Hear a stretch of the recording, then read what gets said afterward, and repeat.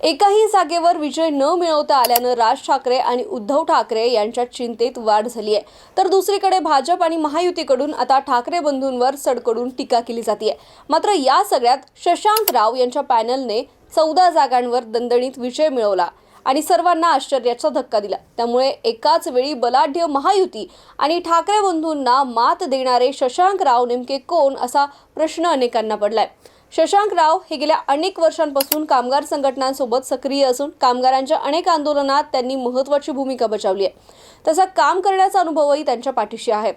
आजवर अनेक आंदोलन आणि बेस्ट कर्मचाऱ्यांचे प्रश्न सोडवण्यात त्यांनी वेळोवेळी घेतलेला पुढाकार हे त्यांच्या नेतृत्वाचं आणि आजच्या विजयाचं फलित मानलं जातंय। शशांक राव हे मुंबई ऑटो रिक्षा युनियन आणि शहरातील बेस्ट वर्कर्स युनियनचे प्रमुख आहेत।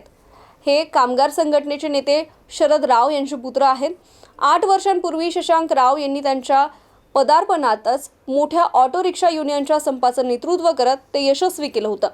शरद राव यांच्या नेतृत्वात तयार झालेल्या राव यांनी बेस्ट, BMC, हॅकर्स, त्यासोबतच ऑटो आणि टॅक्सी ड्रायव्हर्स युनियनच्या कामगार आणि कर्मचाऱ्यांच्या संपातही त्यांनी महत्त्वाची भूमिका बजावली।